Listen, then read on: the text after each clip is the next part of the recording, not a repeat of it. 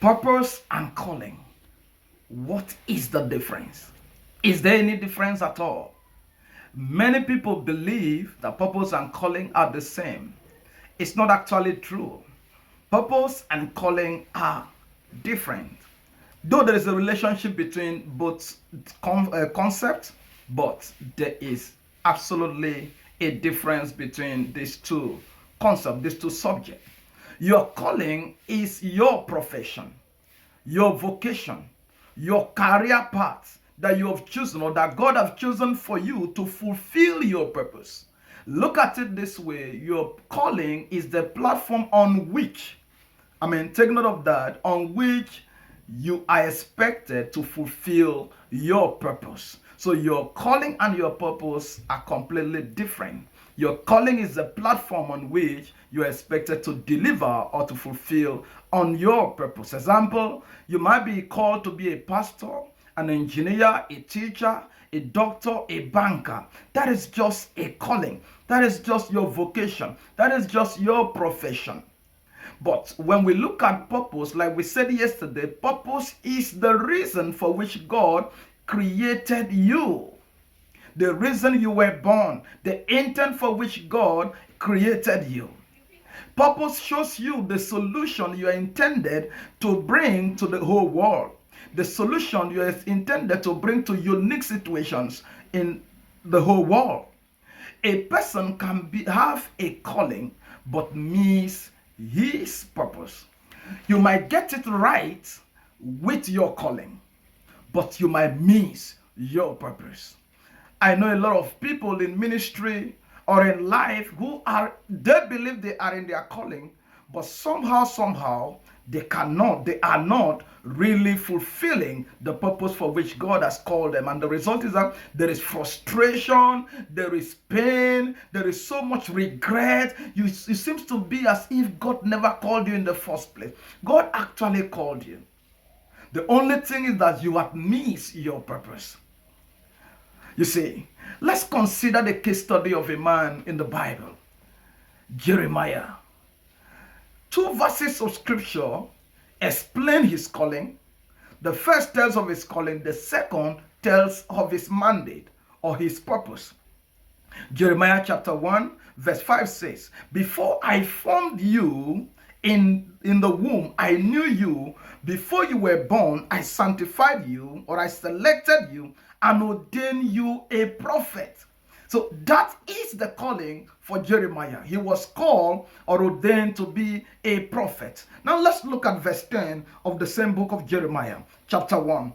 It says, "See, I have this day set you over the nations, over the kingdoms."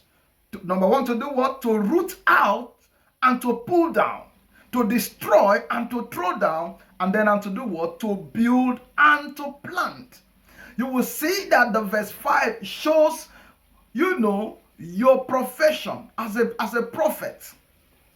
And then verse 10 shows the assignment, the mandate, the purpose, the things you are supposed to do. Every human being must find these two things. Purpose is what you are supposed to do. Calling is the platform on which you are supposed to deliver that thing that you are supposed to do. You see that? Calling can be similar, but purpose is always different. Many people can be teachers. Today we have many teachers, but they specialize on different things or different subjects. We all call them teachers, but they cannot only specialize on one thing. Of course, it's teaching they do, but while they are delivering their teaching, there is something each teacher is imparting to his pupil or to his students. We have many pastors today, and all of them are called to be pastors, but their purposes differ from one another. Many pastors called into pastoral ministry, but their purposes or their mandate is different from everyone.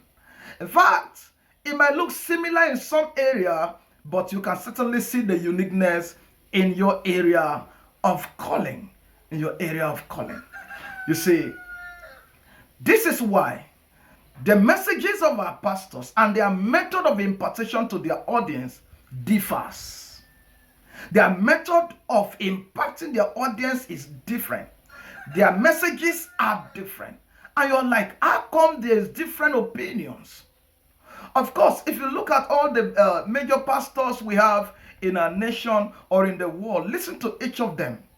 Their messages are slightly different. One might be focusing on faith, the other one might be focusing on prosperity, the other one might be focusing on holiness, the other one might be focusing on righteousness, as the case may be. That does not make any of them wrong. They are in their field of purpose. They are in their field of purpose.